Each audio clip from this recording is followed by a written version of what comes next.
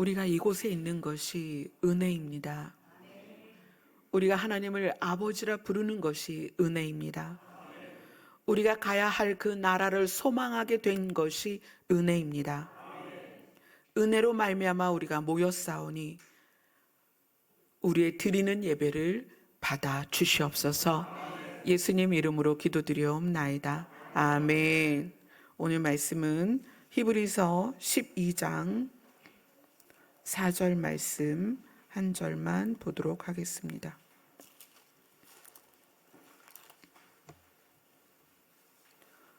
히브리서 12장 4절 말씀입니다. 다 같이 한 목소리로 읽겠습니다. 시작. 너희가 죄와 싸우되 아직 피 흘리기까지는 대항하지 아니하고. 아멘. 올해 하나님께서 표를 주신 게 여러분 기억나세요? 뭐죠? 결론에서 시작하는 하나님의 나라. 그렇죠? 우리 교회의 올해 주제가 결론에서 시작하는 하나님의 나라입니다. 그래서 저는 그 주제를 받고 그리고 기대를 했어요. 야, 드디어 원론적이고 그리고 본론적인 하나님의 나라를 우리 성도들과 함께 나누겠구나. 기대에 차 있었어요. 근데 지금 좀 있으면 4월이 끝나잖아요. 하나님의 나라를 다루기를 원하시는데 그 하나님의 나라를 다루기 위한 과정이 있는 거예요. 그래서 첫 주부터 그 본질적인 하나님을 향하는, 그 본질적인 하나님의 나라를 바라보는, 본질적인 하나님의 나라를 소개하는 그 성경을 보기 시작하면서 하나님의 나라를 향한 걸음의 시작은 나에서부터다.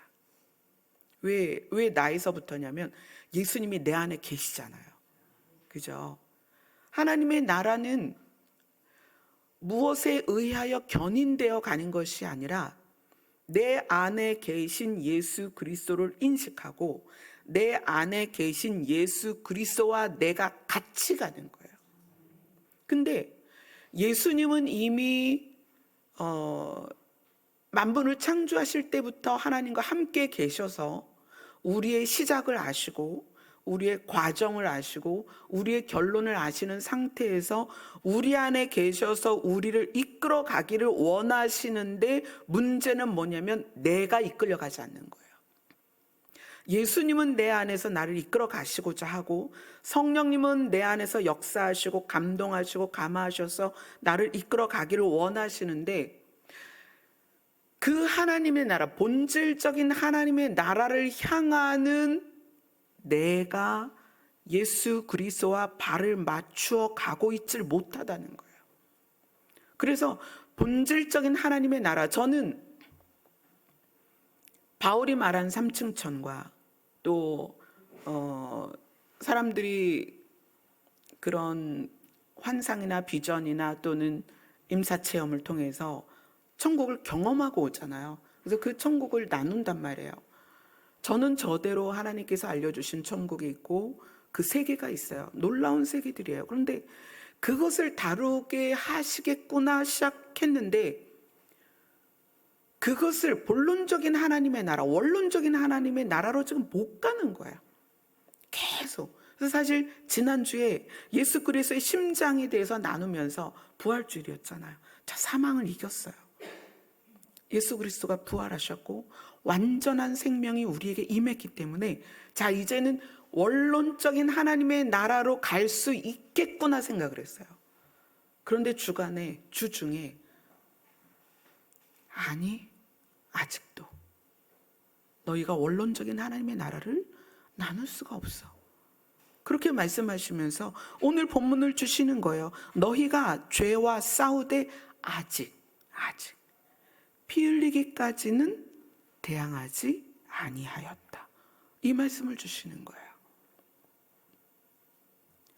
저도 빨리 근데 우리가 원하는 원론적인 하나님의 나라는 새하늘과 새 땅이잖아요. 그죠? 근데 새하늘과 새 땅을 가기 위해서는 천년 왕국도 거쳐야 돼요. 그죠? 그 다음에 환란도 거쳐야 되고 이런 과정들이 있는데 저는 그런 원론적인 하나님의 나라를 빨리 여러분하고 다루고 싶어요.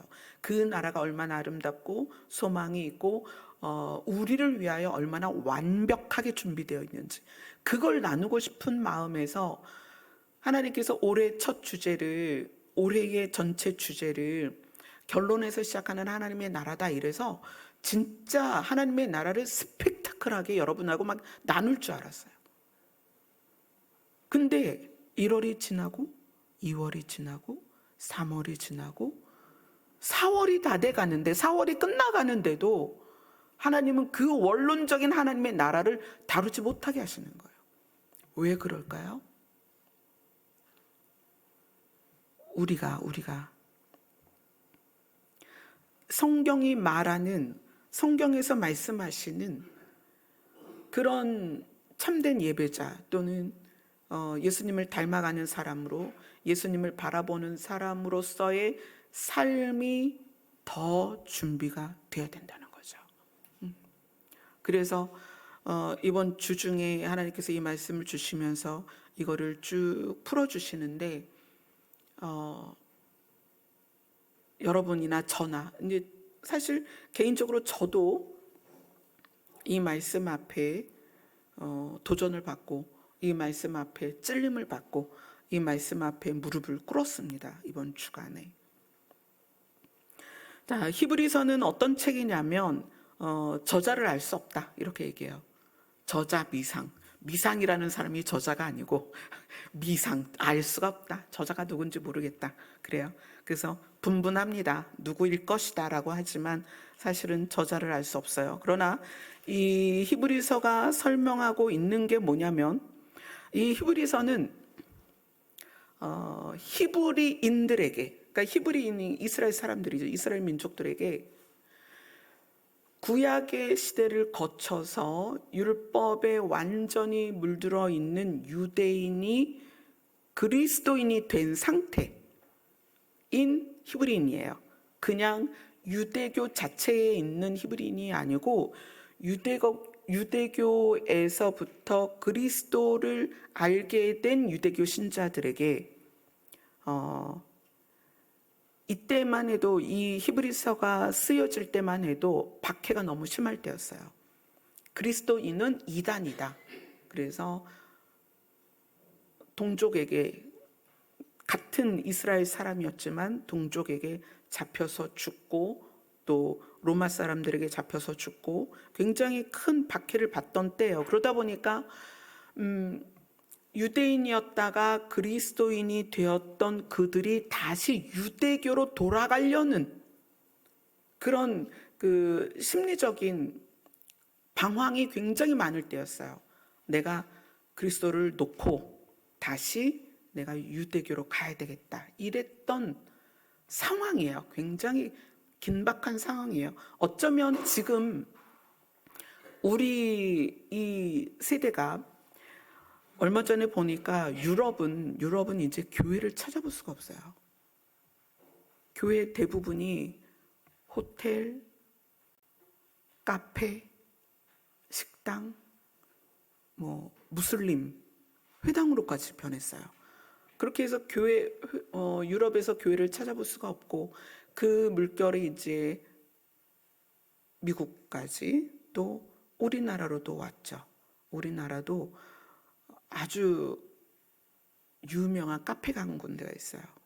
그 앞에 웨이팅하는 사람들이 줄을 섰어요. 그런데 그 카페가 뭐냐? 정말 역사적이고 유서 깊은 교회예요. 빨간 벽돌의 큰 교회인데 그 교회가 카페가 됐어요. 요즘 이제 베이커리 카페, 브런치 카페 이게 사람들이 많이 찾잖아요. 근데 그게 카페가 돼서 많은 사람들이 말씀이신 예수 그리스도를 먹으러 그곳을 들어가는 게 아니라 진짜 빵을 먹으러 들어가요. 베이커리 카페가 돼서. 지금 시대가 이래요. 이런 시대에서 가치관이 너무 많이 바뀌었습니다. 남성과 여성이라는 두 개가 아니라 너무나 다양한 성이 있고 내가 성을 정하는 거야. 내가 결정해요. 나는 여자이고 싶다. 나는 여자와 남자를 동시에 갖고 싶다. 막 이런 자기 성을 자기가 결정하는 시대예요. 그러다 보니까 모든 가치관이 다 깨졌어요. 가족, 부부, 부모, 자녀. 엄마는 여자고 아빠는 남자다. 이 공식이 깨진 지 오래됐습니다. 그걸 학교에서도 그렇게 하면 차별이래요. 그렇게 하면 안 된다는 거예요. 남자도 엄마가 될 수 있고 여자도 아빠가 될 수 있다. 그런 시대예요. 그러다 보니까 그 혼란한 가치관 가운데 그것을 받아들인 사람들이 더 이상 교회를 못 다니겠는 거예요. 세상에서 익숙해진 가치가 교회 안에 들어오면 계속 충돌하잖아요. 제가 여러분들에게 그런 얘기 자주 해요. 아내들에게. 여러분들은 갈비뼈니까 남편의 몸 안에 들어가야 된다. 여러분이 갈비뼈인데 몸 안에 안 들어간다면 깎아라. 뼈를 깎아라. 뼈를 깎는 고통이라는 말이 있죠. 여러분 아내는 뼈를 깎아야 됩니다. 깎아서 남편의 옆구리에 들어갈 사이즈가 돼야 돼요. 아무리 박사고 뭐 의사고 교수고 상관없어요. 목회자인 저도 남편이 있다면 저는 저를 깎아서 남편의 옆구리에 들어갈 사이즈로 만들어야 돼요. 그게 성경이에요. 그래서 어떻게 해라? 남편이 주인이다. 그러면 남편은 아내를 억압하고 제지하고 다스려야 되느냐? 남편 보고는 뭐라 그래요? 주님이 교회를 사랑하듯 그렇게 사랑을 해라. 주님이 교회를 어떻게 사랑하셨어요? 목숨을 내걸고 사랑하셨잖아요. 남편들에게 그걸 이야기하는 거예요. 남편들은 목숨을 걸고 아내를 사랑해라. 근데 이러한 가치가 우리 교회에서는 자연스럽지만 다른 데 가서는 이 가치가 말도 안 되는 가치예요. 어떻게 그럴 수 있냐? 그러니까 저 문을 열고 들어오는 사람들의 발걸음들이 자꾸 뒤로 물러나는 시대에 우리가 살고 있는 거예요. 근데 그러한 우리에게 히브리서는 무엇을 얘기해 주냐면 구약에서 말하는 모든 그러니까 제사와 율법에서 행해졌던 모든 것들이 누구에게 초점을 맞추고 있냐면 예수 그리스도에게 초점을 맞추고 있고 그 예수 그리스도가 드디어 우리 눈에 나타났고 그 예수 그리스도가 예수 그리스도의 일을 완성하는 결론을 위해서 하나님의 나라에 갔다. 너희들이 환난을 통해서 다시 유대교로 가려고 하는데 너희들이 진짜 잃어버려서는 안 되는 것이 예수 그리스도다. 믿음의 본질이 예수 그리스도다. 이것을 설명하는 것이 히브리서입니다. 그래서 히브리서는 구약에 있는 많은 말씀들을 가져와서 그 말씀이 예수 그리스도다. 그 예식이 예수 그리스도다. 그때 그 율법이 예수 그리스도다. 이걸 설명하는 거예요. 결론은 예수 그리스도다. 그러니까 너희들이 다시 유대교로 가거나 우리가 다시 세상으로 가서는 안 된다는 거예요. 그래서 구원의 창시자로 큰 구원을 이루실 분으로서 누구를 얘기하냐면 예수 그리스도를 얘기하는 거예요. 이제 앞으로 우리가 코로나 때는 우리가 좀 약하게 경험한 거예요. 앞으로 더 센 게 왔을 때, 더 큰 물결이 왔을 때 우리는 믿는다라고 입 밖으로 내지도 못할 때가 올 것입니다. 그때의 히브리서가 우리에게 무엇을 놓아야 하고 무엇을 놓지 말아야 되는지를 알려주는 것이 히브리서라는 거예요. 그래서 모든 성경의 핵심을 히브리서에 말해놓고 있는 거예요. 자, 히브리서 9장으로 갑니다.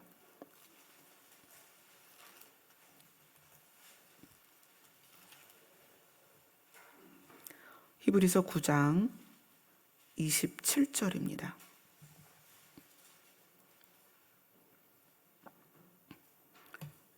다 같이 읽겠습니다. 시작. 한 번 죽는 것은 사람에게 정해진 것이요 그 후에는 심판이 있으리니.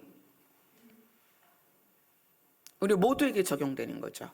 그때 이 유대인들 유대교에 있다가 그리스도인이 된 유대인들에게 말하는 거예요. 또 지금 오늘 예배드리는 우리에게 말씀하시는 거예요. 한 번 죽는 것은 사람에게 정해진 것이다. 육체로는 영생을 할 수 없다. 육체를 가지고 있는 우리는 반드시 죽게 돼 있다. 이것이 뭐냐면 개인의 종말을 말하는 거예요. 나이와 상관없이 제가 어제 찬미하고도 그런 얘기를 했어요. 엄마는 내일을 기약할 수 없다. 제가 그저께인가요? 갑자기 심장이 막 이렇게 쪼이고 두근두근 난다 그러죠. 심장이 뛰는 게 사실 언제 느껴지냐면 100m 달리기 하면 느껴지죠. 근데 평상시엔 느껴지면 안 돼요. 근데 심장이 뛰는데 이게 막 두근두근하고 답답하고 그다음에 숨을 의식해야 돼. 숨을 의식해서 쉬어야 돼. 막 그런 상태가 되니까 부목사님께서 청심환을 2개를 사다 주셨어요. 그래서 낮에 한번 먹고 자기 전에 한번 먹었어요. 근데 이제 찬미한테 그런 얘기를 했어요. 엄마는 내일을 기약할 수 없다. 왜냐하면 우리는 모두 불확실한 삶을 살고 있다. 불확실이라는 게 우리 인생의 종말을 누구도 모른다는 거예요. 오늘이 나의 마지막일지 내일이 마지막일지 엄마는 모른다. 단지 우리의 결론은 하나님의 나라니까 그것을 소망하며 사는 거예요. 육체가 육체로 사는 동안에는 반드시 개인의 종말이 있습니다. 그래서 히브리서 저자가 말하는 거예요. 한 번 죽는 것은 사람에게 정해진 것이요. 그 다음에 죽은 다음에 이 사람이 하나님의 나라에 갈 것이냐 지옥에 갈 것이냐가 결론이 난다는 거예요. 심판이 있을 것이다. 그 다음에 히브리서 10장입니다. 히브리서 10장 37절입니다.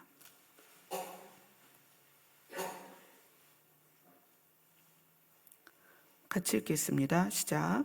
잠시 잠깐 후면 오시리가 오시리니 지체하지 아니하시리라. 이거는 인류 역사의 종말입니다. 육체를 가지고 있는 사람이 반드시 한 번 죽는 게 정해져 있듯이 예수 그리스도가 제자들이 보는 앞에서 올라가시고 그 예수 그리스도를 바라보는 제자들에게 천사들이 얘기하죠. 올라가신 모습 그대로 다시 오실 것이다. 그 예수님에 대한 증거가 히브리서에서 이렇게 얘기하는 거예요. 잠시 잠깐 후면 오실 이가 오시리니 지체하지 아니하시리라. 그때 유대인이나 지금 예배를 드리는 우리나 이것이 동일하게 적용되는데 이건 무엇을 말하는 거냐면 역사와 인류 전체가 동시에 경험할 일이라는 거예요. 그 일이 반드시 있을 것이다. 그런데 뭐가 문제냐면 개인의 종말이나 역사와 인류의 종말이나 날짜를 모른다는 거예요. 그것이 언제인지. 우리 자신이 아무리 건강해도 또 나이가 젊어도 또 나이가 어려도 또 연세가 많고 질병이 있어도 우리는 모릅니다. 누가 먼저 육체를 벗고 이 땅을 떠날지는 누구도 모른다는 거예요. 또 잠시 잠깐 오면 오시리가 오시리니 지체하지 아니하시리라 하셨던 그 예수님이 내일 오실지 1년 후에 오실지 그것도 우리는 모른다는 거예요. 이거는 우리가 해결할 수 있는 부분이 아니에요. 이건 우리가 예측하거나 우리가 설계할 부분이 아니라는 거예요. 그러면 이러한 불확실함, 개인의 종말도 역사와 인류의 종말도 알 수 없는 이 불확실함 가운데 무엇이 필요하냐? 그래서 11장이 믿음에 대하여 이야기하는 거예요. 믿음에 대하여. 자, 11장 1절, 2절을 같이 읽겠습니다.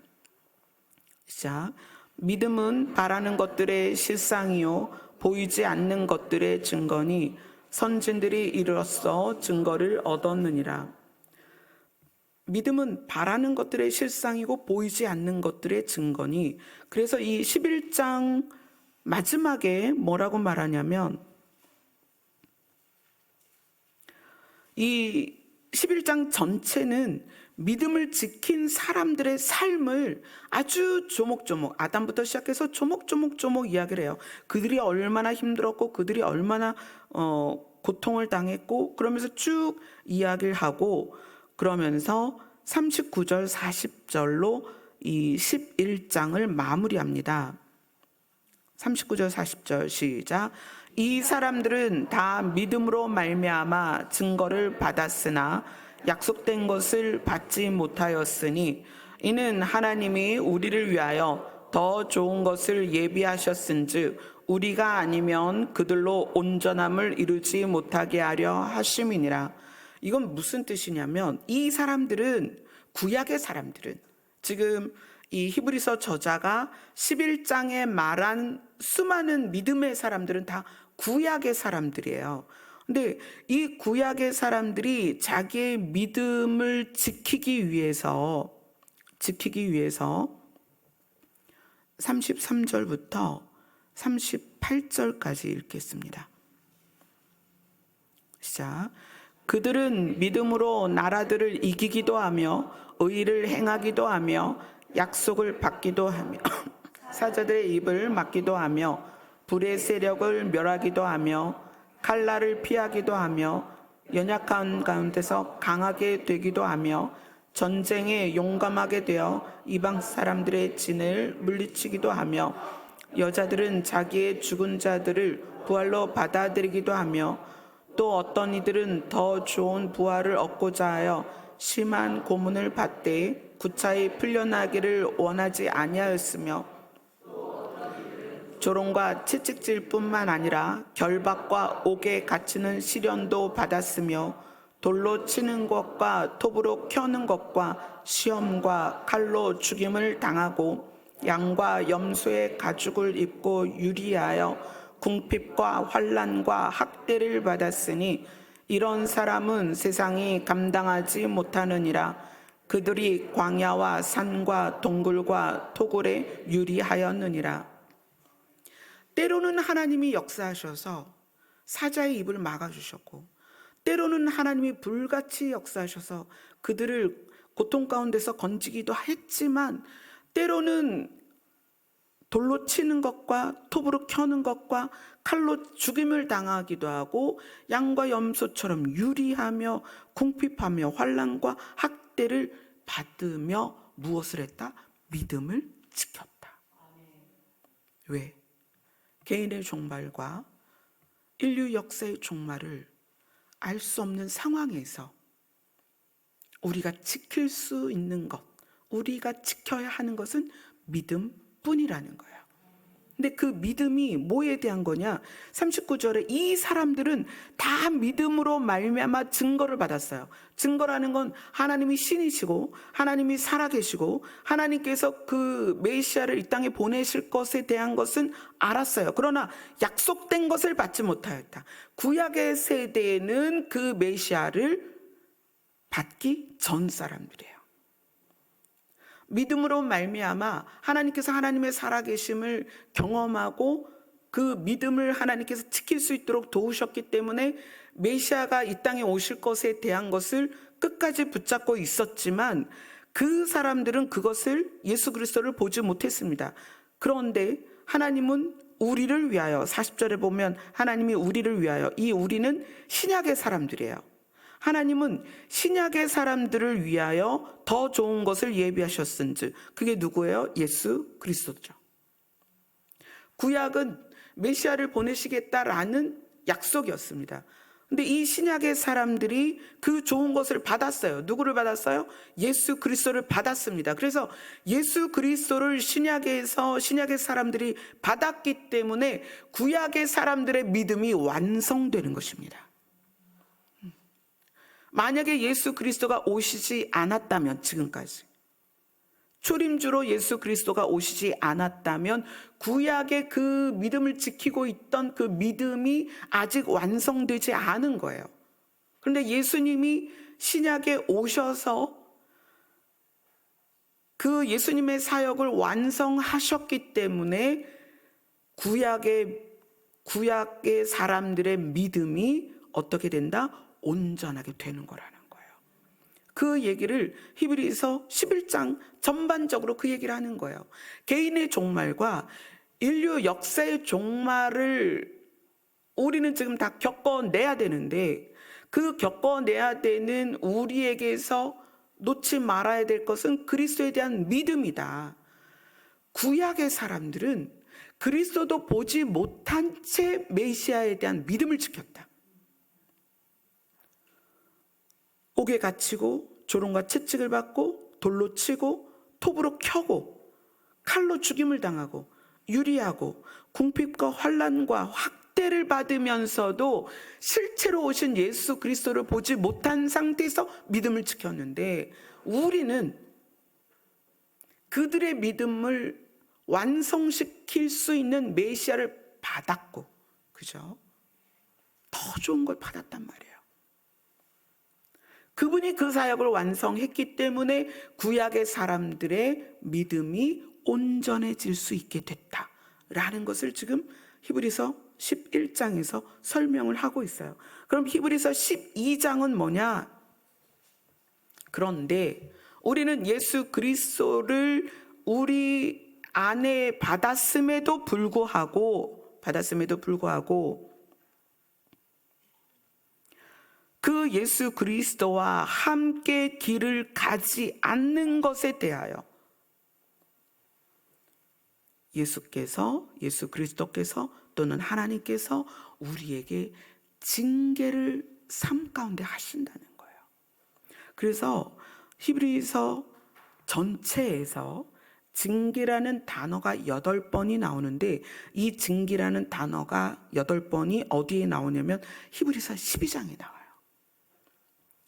히브리서 12장 5절부터 11절까지, 히브리서 12장 5절부터 11절까지 쭉 읽겠습니다. 시작. 또 아들들에게 권하는 것 같이 너희에게 권면하신 말씀도 잊었도다. 일렀으되 내 아들아, 주의 징계하심을 경히 여기지 말며 그에게 꾸지람을 받을 때에 낙심하지 말라. 주께서 그 사랑하시는 자를 징계하시고 그가 받아들이시는 아들마다 채찍질 하느니라 하셨으니 너희가 참음은 징계를 받기 위함이라. 하나님이 아들과 같이 너희를 대우하시나니 어찌 아버지가 징계하지 않는 아들이 있으리요. 징계는 다 받는 것이거늘 너희에게 없으면 사생자여 친아들이 아니니라. 또 우리 육신의 아버지가 우리를 징계하여도 공경하였거든 하물며 모든 영의 아버지께 더욱 복종하며 살려하지 않겠느냐. 그들은 잠시 자기 뜻대로 우리를 징계하였거니와 오직 하나님은 우리의 유익을 위하여 그의 거룩하심에 참여하게 하시느니라. 무릇 징계가 당시에는 즐거워 보이지 않고 슬퍼 보이나 후에 그로 말미암아 연단을 받은 자들은 의와 평강의 열매를 맺느니라. 징계와 심판은 다릅니다. 심판은 결론이에요. 심판은 번복될 수 없습니다. 우리의 육신이 죽어서 주님 앞에 갔을 때 나뉘죠. 양이냐 염소냐, 또는 하나님의 나라냐 지옥이냐. 이건 심판입니다. 근데 이 히브리서 12장에서 말씀하시는 징계는 뭐냐면 우리의 허물과 잘못에 대해서 뉘우치도록 가르치시는 거예요. 뉘우치도록 나무라는 거예요. 그러니까 그 나무람이 또는 경계함, 그것에 대하여 우리의 그 허물이나 잘못을 깨닫게 하는 방식이 때로는 우리에게는 유쾌하지 않을 수 있다는 거예요. 그게 육신으로 오면 질병일 수 있고, 그게 물질로 오면 가난일 수 있습니다.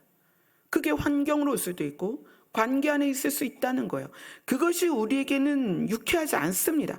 분명히 힘듭니다. 분명히 힘들어요.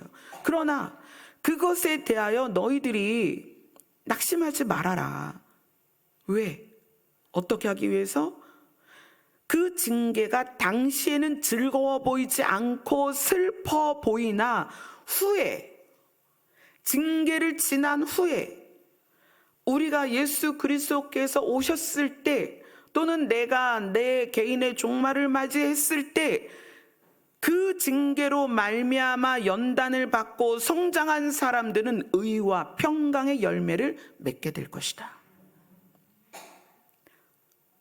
믿음에 대하여 이야기하시고 12장에서 징계에 대하여 말씀하시는 것은 믿음을 지켜가는 과정에서, 개인의 종말이나 예수 그리스도의 다시 오심을 맞이해야 하는 우리 입장에서 믿음의 진보를 위하여, 믿음의 성숙함을 위하여, 믿음의 성장을 위하여 징계가 있을 거라는 거예요. 너희가 그것을, 주님에게 징계를 받을 때 그걸 가볍게 여기지 말고, 그리고 그러한 꾸지람에 낙심하지 말아라. 너희들에게 의와 평강의 열매를, 그것이 하나님의 나라죠. 의와 평강의 열매가 하나님의 나라예요. 그것을 받게 될 거다. 근데 이 징계를 말씀하시기 전에 한 말씀이 오늘 우리의 본문이라는 거예요. 12장 4절을 다 같이 읽겠습니다. 시작. 너희가 죄와 싸우되 아직 피 흘리기 대항하지 아니하였고, 이 죄의 문제를 우리가 다루지 않으면, 이 죄의 문제를 다루기 위해서 징계를 하시는 거예요. 그 죄의 문제가 뭐냐? 죄가 뭐냐? 자, 선과 악에 대한 개념을 여러분이 분명히 가져야 됩니다. 선은 그냥 마음이 착한 거, 이런 게 아니에요. 자, 악이 뭐다? 하나님과 분리되는 것이다. 선이 뭐다? 하나님과 연합되는 것이다. 거룩이 뭐다? 하나님과 연합되는 것이다. 너희가 거룩함이 없이는 주를 볼 수 없을 것이다. 주님과 연합되는 것입니다. 그러면 죄는 뭐냐? 우리가 하나님과 분리되게 하는 것들을 내가 스스로 선택하는 거예요. 하나님과 분리되는 것들이 뭘까요? 하나님이 싫어하는 거죠. 하나님이 원치 않는 것, 하나님이 싫어하는 것을 내가 스스로 선택해서 그것을 하는 게 죄라는 거예요. 이 죄는 율법적이고 도덕적인 게 아니에요. 율법적이고 도덕적인 죄는 나라마다 달라요. 민족마다 다릅니다. 그게 아니라는 거예요. 성경에서 말하는 죄는 무엇이냐? 물론 윤리적이고 도덕적인 게 이 죄 안에 들어 있습니다. 그러나 윤리적이고 도덕적인 것이 죄와 같은 건 아니에요. 왜냐하면 죄는 하나님과 분리되도록 하는 것을 우리가 선택하는 거기 때문에, 하나님과 분리되는 것들의 내용을 보면 지금 시대의 가치가 추구하는 것들이 너무 많아요. 동성애라든가, 요즘 굉장히 마약에 대해서 많이 나오죠. 여러분, 성경에 이런 구절이 있습니다. 배부르게 하지 못할 걸 너희가 먹지 마라, 이래요. 배부르게 하지 못하는 걸 먹지 마라? 이게 무슨 말일까요? 여러분, 담배도 그거 배부르게 하는 게 아니에요. 술도 마찬가지. 물론 술 많이 먹으면 배가 부르죠. 근데 이 배부르게 한다는 거는 그것을 먹어서 내 몸에 유익한 걸 말하는 거예요. 담배, 술, 마약, 이런 것들이 다 우리로 배부르게 하지 못하는 것들이에요. 근데 이러한 것을 세상은 괜찮아, 마약도 외국에는 허용된 마약들이 있습니다. 우리나라는 이제 그 기준이 조금 더 엄격하죠. 그렇기 때문에 죄라는 것을 우리가 가지고 통념적인 도덕적이고 윤리적인 거에 한계를 두면 우리가 죄를 짓 때 죄인지 모른단 말이에요. 동성애 합법화됐잖아요, 많은 나라들이. 근데 성경은 그걸 죄라고 말한단 말이에요. 근데 동성애가 합법화된 상태에서는 죄가 아니에요. 법적으로 죄가 아닙니다. 그래서 우리는 죄에 대한 인식을 하나님과 내가 점점 거리가 멀어지게 되는 요인들을 내가 스스로 선택하는 것, 이렇게 죄에 대한 개념을 가지셔야 됩니다. 그래야 세상의 시류에 우리가 흘러가지 않아요. 공산주의라는 게 아담과 하와 때부터 있었던 건 아니잖아요. 나중에 생긴 거란 말이에요. 유물론이 생겼어요. 우리나라에도 이 공산주의적 사상을 굉장히 많이 갖고 있습니다. 죄입니다, 죄. 이거는. 왜? 그 시작이 유물론에서 나왔기 때문에 그래요. 그런데 그것을 정치적이고 사상의 어떤 한 부류로 받아들이고 있단 말이에요. 그리스도인들이. 말이 안 되는 거예요. 여러분, 그리스도인은 공산주의자나 사회주의자가 될 수 없습니다. 이건 분명한 거예요. 왜냐하면 그 뿌리를 보자는 거예요. 어디에서 나온 것이냐. 이파리가 무성하고 열매가 있다고 해서 그것이 옳은 것이냐? 아니요, 뿌리를 보라는 거예요. 어디에서 시작됐느냐. 공산주의와 사회주의는 유물론에서 시작했습니다. 무슨 얘기예요? 신은 없다예요.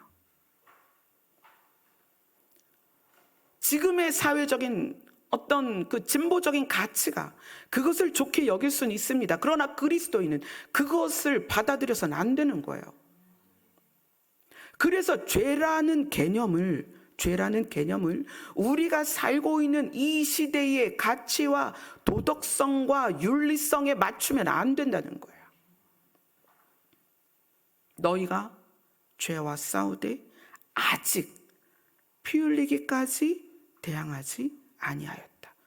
이 이야기는 뭐냐면 예수님이 죄에 대하여 싸우기 위하여, 왜냐하면 예수님 자신이 우리 인류의 죄를 다 짊어지셨잖아요. 그러니까 본인이 죄인이에요.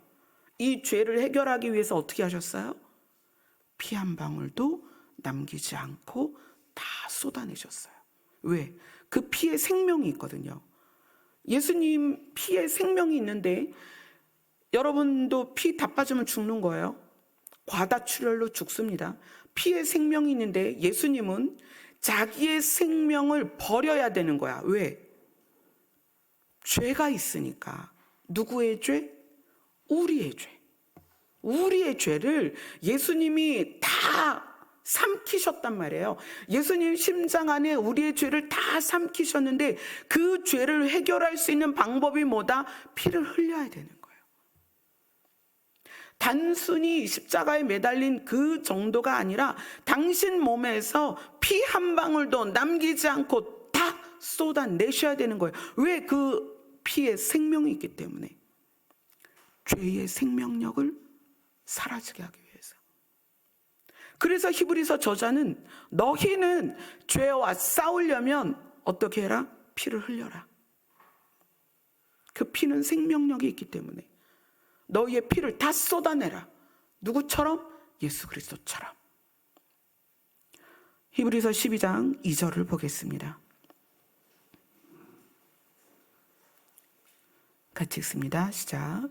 믿음의 주요 또 온전하게 하시는 이인 예수를 바라보자.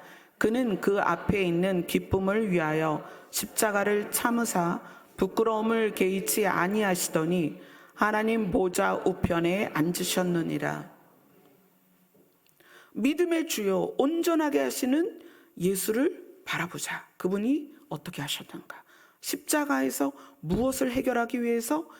자기 안에 있는 죄를 해결하기 위해서. 그 죄는 누구의 죄였어요? 우리의 죄였습니다.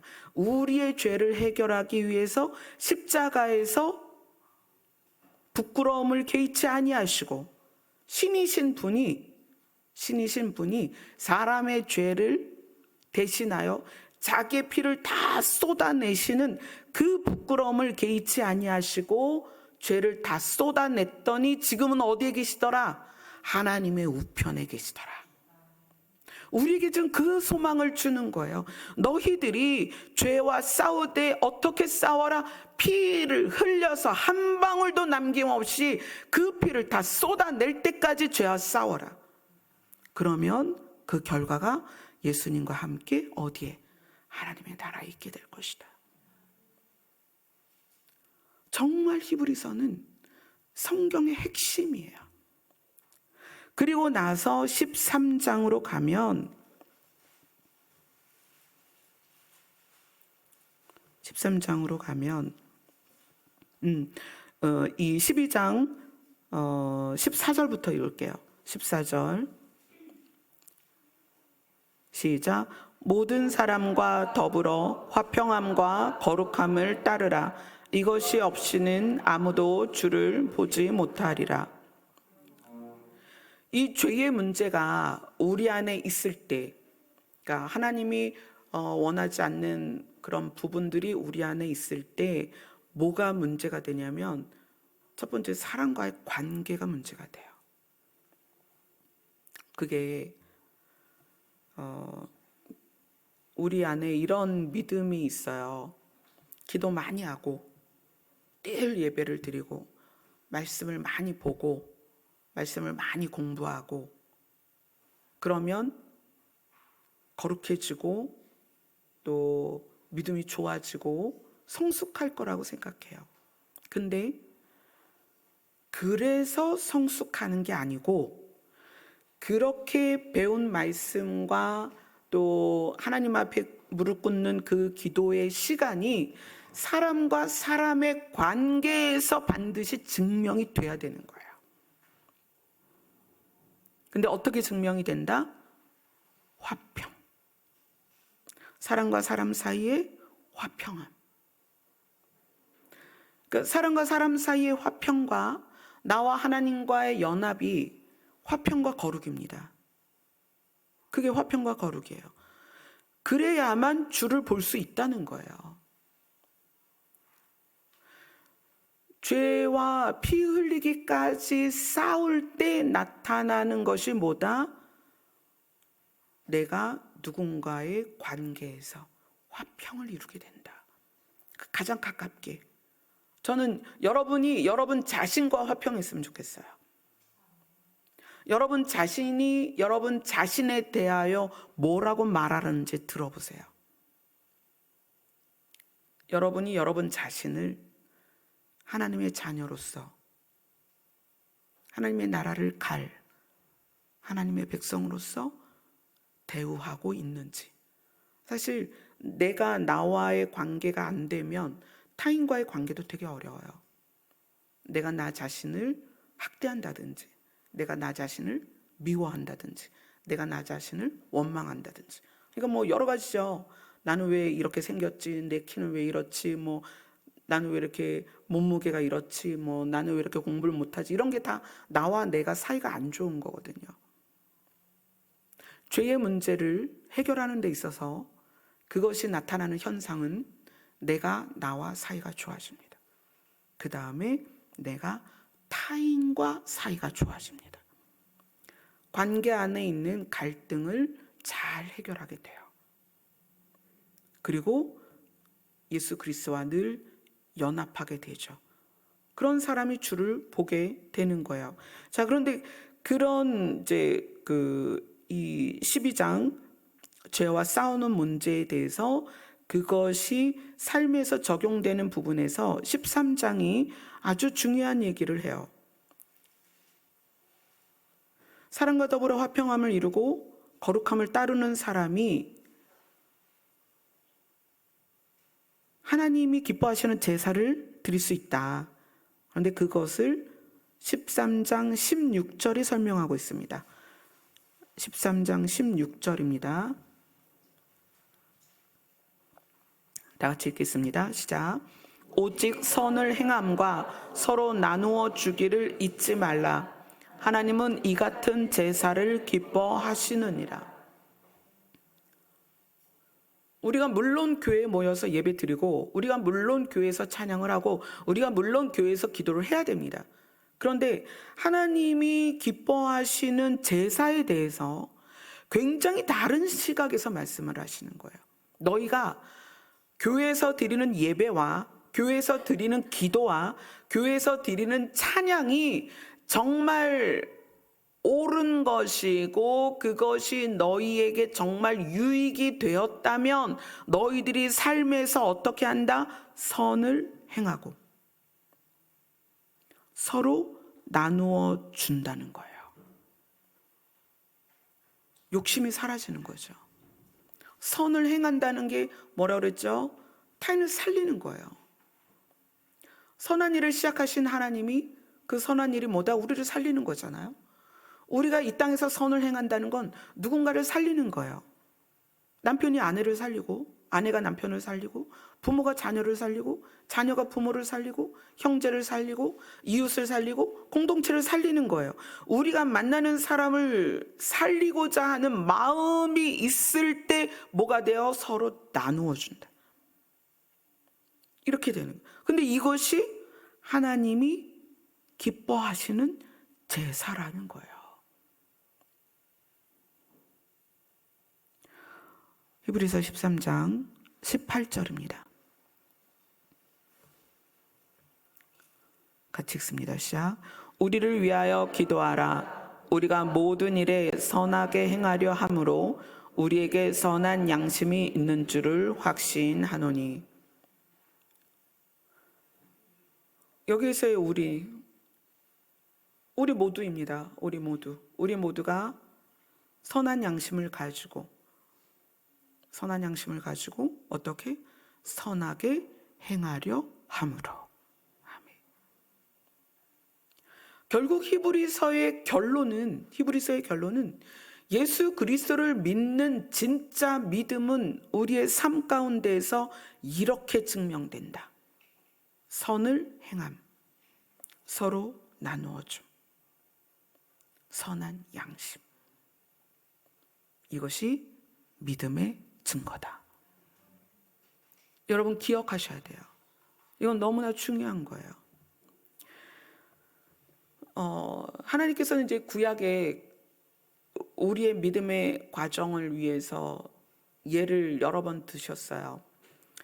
아담과 하와는 처음에 태어난 곳 자체가, 눈을 뜬 곳 자체가 뭐 어린 시절 없이 어른으로 탁 태어났는데, 어른으로 딱 태어난 곳이 죄가 없는, 악함이 없는 에덴이란 곳이었어요.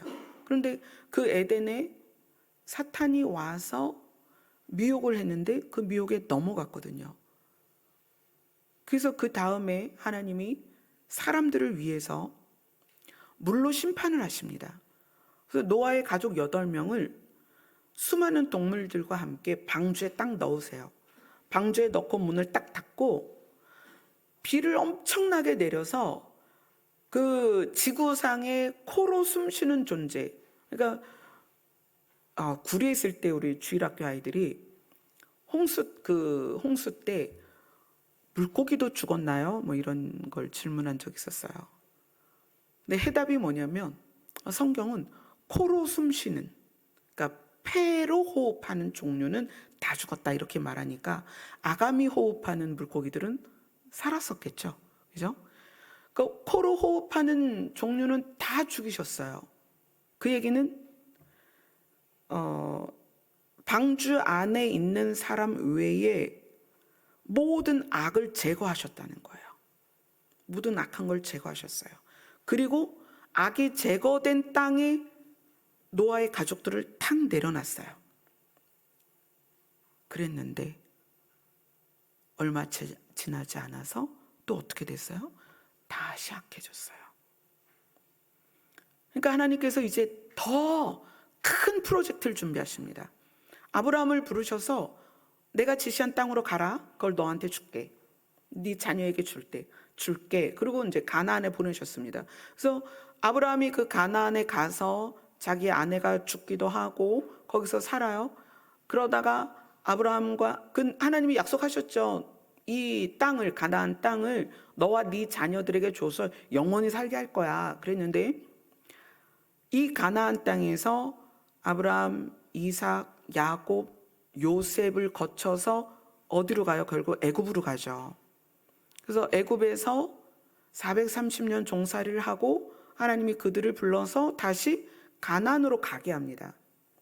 가나안으로 가게 하면서 하나님이 무슨 얘기를 하시냐면 너희가 가나안에 가면 어떻게 해라? 7 족속이 있을 것인데 어떻게 해라? 그들을 다 진멸해라. 한 명도 남기지 않고 다 진멸해라. 왜냐하면 너희가 애굽에 있었을 때에 경험된 악함, 그게 체득됐잖아요. 430년을 애굽에서 살았으니까 체득된 악함과 그 다음에 가나안에 들어가면 그 가나안 사람들이 갖고 있는 악함, 그게 있을 것인데 이 둘 다 너희가 따라가지 말아야 돼. 그러니까 가나안에 들어가면 그 7 족속을 다 내쫓고 다 진멸하고 거기에서 여호와 하나님만 바라보고 살아야 돼. 그래야 너희가 살 수가 있어. 이렇게 얘기를 하십니다. 그런데 이스라엘이 어떻게 했어요? 가나안 족속을 내버려 두죠. 몇 족속을 내버려 두고 그들이 나중에 계속 화근이 돼서 지금까지 이스라엘과 전쟁을 하는 후손들이 됐다는 얘기예요. 여러분 안에 하나님과 분리될 수 있는 요소들은요, 싸우셔야 됩니다. 어떻게? 피 흘리기까지. 생명 걸고 싸우세요. 어떤 것들이 있겠어요? 여러분 안에 잘못된 가치관들이 있습니다. 잘못된 기준들이 있어요. 잘못된 지식들이 있습니다.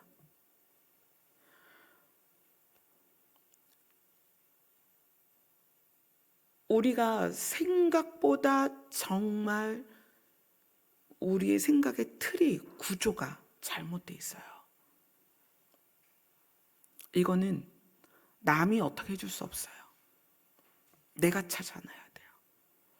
그래서 처절하게 성경을 통해서 비추어서 그게 때로는 아프고 때로는 자존심 상하고 때로는 속상하고 그래도 내 안에 그 죄의 뿌리가 될 수 있는 그 어떤 것이 있다면 여러분 그거 다 잘라내셔야 됩니다. 한 눈을 빼고라도, 한 팔을 자르고라도, 한 다리를 자르고라도 너희는 구원을 받아야 된다. 그게 성경이에요. 왜곡된 인식들, 거친 마음들, 사나운 마음들, 미움과 분노, 이 모든 것들, 이게 다 악한 것들이에요. 죄입니다. 우리가 그것을 가리기 위해서 정당화를 하죠. 너 때문에. 네가 이렇게만 안 했으면. 이게 정당화예요. 무엇이 이유가 됐든 우리 안에 분노와 증오와 화 또는 폭력이 올라온다면 그건 내 안에 그게 있기 때문입니다. 여러분 이런 거 해결하셔야 돼요. 성질 나는 거, 화나는 거, 분노하는 거, 원인이 외부에 있다고 생각하지 마세요. 근본적인 원인은 내 안에 있어서 그래요. 하나님께서 결론에서 시작하는 하나님의 나라를 저한테 말씀하셔서 저는 너무 기뻤어요. 자, 우리가 준비가 됐구나. 하나님의 나라, 원론적인 하나님의 나라를 다룰 때가 왔구나. 그리고 신이 났었어요. 그런데 거기까지 도달하기 위해서 우리가 가야 되는 과정이 있는데 그것이 무엇이냐면 죄와 피 흘리기까지 싸워야 되는 거예요. 그 죄는 타인에 의해서 내가 짓는 게 아니에요. 타인 때문에, 상황 때문에, 환경 때문에 내가 죄를 짓는 것이 아니고 그 죄의 요소들이 내 안에 있기 때문이라는 거예요. 이건 누구도 어떤 상황에서도 변명의 여지가 없어요. 정말 피 흘리기까지 내 안에서 일어나는 탐심과 음욕과 내 안에서 일어나는 분노와 폭력적인 것과 미움과 시기와 질투와 이 사람 저 사람 다니면서 이간질하는 것, 수군거리는 것, 이 모든 것들이 원인이 외부에 있는 것이 아니라 내 안에 있다는 거예요. 예수 그리스도는 그 모든 죄를 다 삼키고 자기 몸을 찢어서 피를 다 쏟으셨어요. 우리가 이러한 결심이 없으면, 이런 결심이 없으면 아무도 주를 보지 못하리라. 예수 그리스도를 믿는 믿음이 왜 가짜가 되느냐? 나를 위해서 믿었기 때문에 그래요. 물론 이제 1차원적인 나를 위한 거는 내가 물질적으로 또는 나 자신의 어떤 그 부요함이나 또 이런 내 것을 위한 거지만 좀 더 고차원적인 나 중심의 믿음은 막 뭔가 하나님으로부터 신령한 것을 받아서 능력자가 되고 쓰임 받고 막 뭔가 내가 보람찬 일을 주 앞에서 하고 이런 것도 사실은 고차원적인 것 같지만 내 중심이에요. 어떤 분이 저한테 물으셨어요. 목사님, 건축하고 빌리지 이렇게 하셔서 너무 좋으시죠? 근데 제가 대답을 못했어요. 몇 초 지났어요. 집사님, 저 사실은 별로 안 좋아요.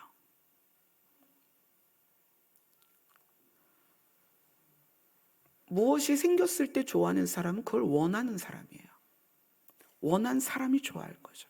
저는 저 문을 열고 누가 들어오든 그 들어오는 사람에 대한 책임이 있어요. 전 그게 너무 큰 사람이에요. 책임감. 사실 두려워요.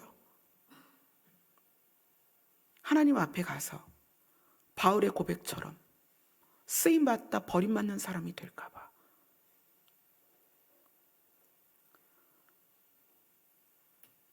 교회가 세워지고 빌리지가 형성이 되고 그래서 사람들이 많이 모이고 과연 이게 저한테 좋은 일일까요? 하나님이 저에게 더 많은 걸 요구하실 거예요. 내가 너에게 교회도 짓게 하고 빌리지도 짓게 하고 성도들을 그렇게 보냈는데 얼마나 그들을 옳은 길로 인도했느냐? 얼마나 그들에게 좋은 말씀을 네가 얼마나 그들에게 본이 됐느냐? 그랬을 때 제가 어떻게 해야 되죠? 제가 주님 앞에서 할 말이 있어야 될 거 아니에요. 그래서 저는 성도가 많아지는 게 제 자신에게는 사실 좋은 일이 아니에요. 하나님이 저에게 셈을 하실 거거든요. 내가 너에게 몇 명 보냈어. 하나님은 다 아시겠죠. 그 중에 몇 명이 내 앞에 왔어. 그럼 저 어떻게 해요? 이게 얼마나 큰 부담인지 여러분 모르시죠?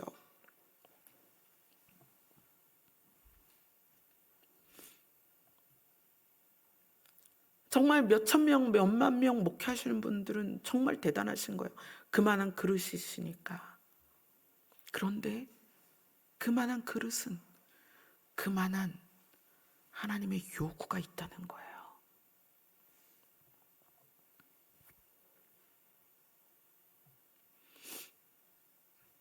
그래서 제가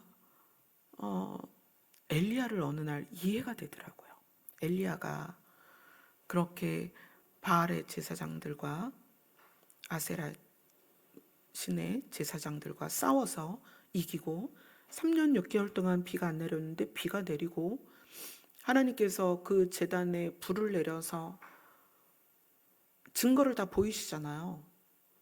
근데 그리고 이세벨이 죽이려고 하니까 도망가면서 그 너무나 놀라운 엘리야가 그런 얘기를 해요. 하나님, 차라리 죽었으면 좋겠습니다. 그냥 날 데려가시죠. 그래서 하나님이 불로 번개로 천둥으로 그 증거를 보이세요. 내가 여기 있잖니? 내가 여기 있잖니? 내가 여기 있잖니? 근데 엘리야가 싫어요. 저 이제 그만하고 싶어요. 저 그만하고 싶어요. 그러니까 하나님께서 그래. 그리고 엘리사를 세우시고 불병거를 보내서 회오리 가운데 엘리야를 데려가세요.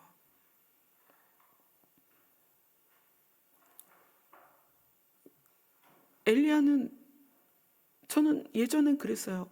아니 그렇게 위대한 선지자가 왜 그렇게 빨리 하나님께 가고 싶었을까? 여러분 그런 일의 주인공이라면 막 보람차고 막 기분 좋고 나한테 이런 능력을 주시다니 이러지 않겠어요? 근데 엘리야는 그게 아니라는 거예요. 그냥 하나님이 시키시니까 그 사역은 감당하지만 본인을 위해서 가장 소원이 하나님 나라에 가는 거였어요. 그 엘리야는 소원대로 하나님 나라에 갔습니다. 고차원적인 믿음인 것 같아도 그거를 뜯고 뜯어보면 결국 그게 자기 욕심일 경우가 너무 많아요. 왜냐하면 저는 그 과정을 지나왔거든요. 밤낮 목이 쉬도록 부르짖었어요. 능력 달라고. 남들처럼 은사 달라고. 그러다가 그것이 어떤 책임이고 그것이 어떤 건지 알고 나서 다시 기도했어요. 하나님은 우리의 미래를 다 아시니까 만약에 제가 하나님께 능력받아서 타락하고 변질되는 사역자가 된다면 하나님 지금부터 아무것도 주지 마세요. 은사도 능력도 말씀도 아무것도 주지 마세요. 저는 쓰임받다 버림받고 싶지 않아요. 그냥 이 자리에서 하나님 나라 가는 게 더 나아요. 아무것도 하지 마세요, 저에게. 그렇게 고백을 했어요.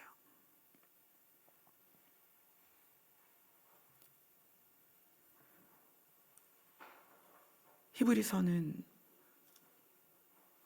예수 그리스도를 통한 하나님의 나라를 이야기하면서 그래서 히브리서 12장은 우리가 받은 것이 흔들리지 않는 나라다. 영존하게 하는 흔들리지 않는 나라다 이렇게 12장을 결론을 내거든요. 그 흔들리지 않는 나라를 받는 자로서의 하나님이 기뻐하시는 제사를 드려야 되지 않겠느냐?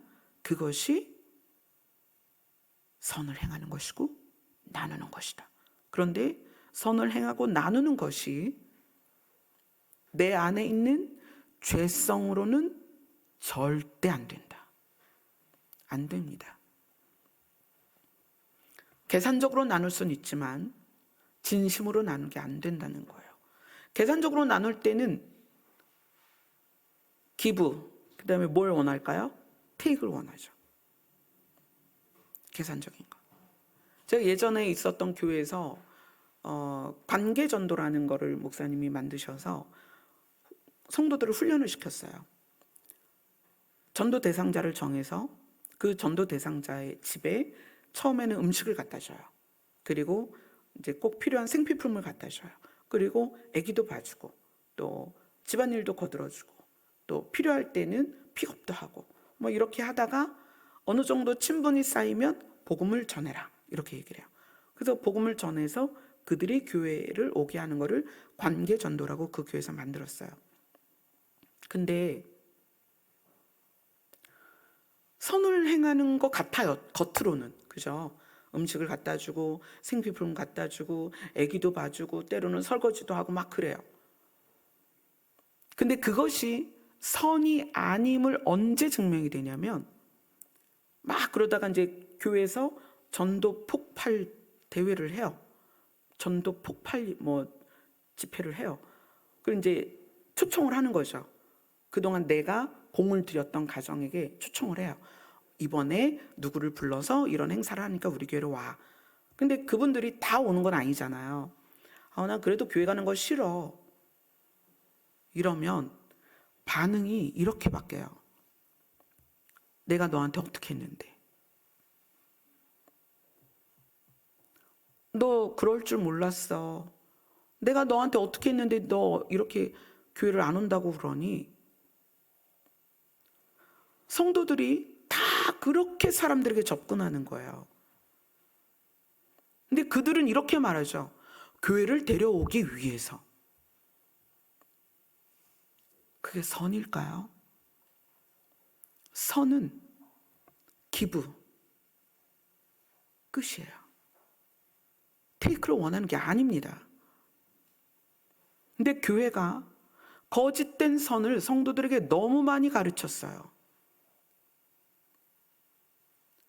그래서 히브리서 결론이 오직 선을 행하며, 무슨 말이에요? 오직 선을 행함이라는 건 진짜 선을 행하라는 거예요. 거짓되고 가증되고 위선된 선이 아니라 진짜 선을 행해야 된다는 거예요. 여러분 가슴 절절히 이것이 마음 안에 들어와야 돼요. 기대거나 바람이 없는, 기대함이나 바람이 없는 선이어야 된다는 거예요. 물론 보답을 하거나 답례를 하는 경우도 있죠. 그걸 받지 말라는 게 아니라 내가 보답과 답례를 원하지 말라는 거예요. 모든 관계에서 부모는 자식에게, 자녀는 부모에게, 형제는 형제들에게, 부부는 부부에게 오직 선을 행함과 오직 선이 무엇이다? 진짜 선을 행해야 된다는 거예요. 이것이 하나님이 기뻐하시는 제사다. 아멘. 기도하겠습니다.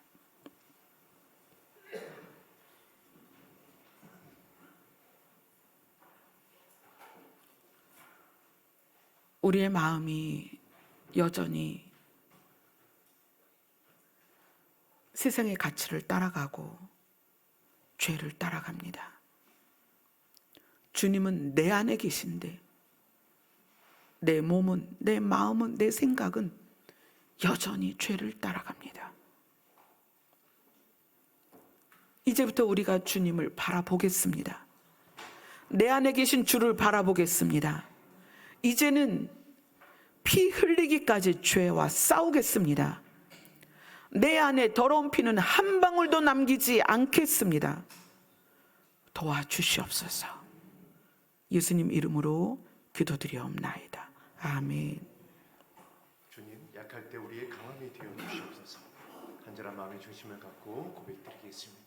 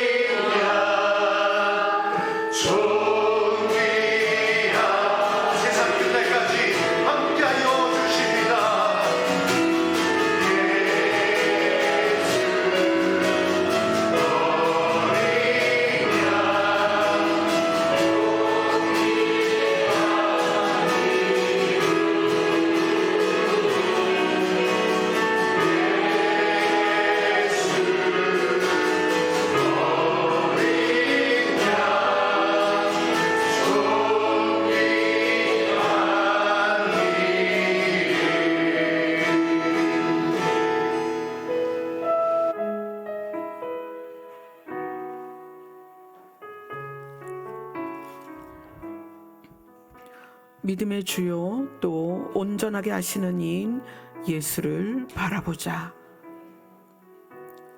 우리가 죄와 싸우되 피 흘리기까지 싸울 수 있는 이유는 예수님이 내 안에 계시기 때문입니다. 예수님께서 우리의 싸움을 이기도록 도우실 것입니다. 주님, 이 시간에 우리를 도우셔서 죄와 싸우되 한 방울도 남김없이 내 피를 다 흘리게 하여 주옵소서. 기도하겠습니다.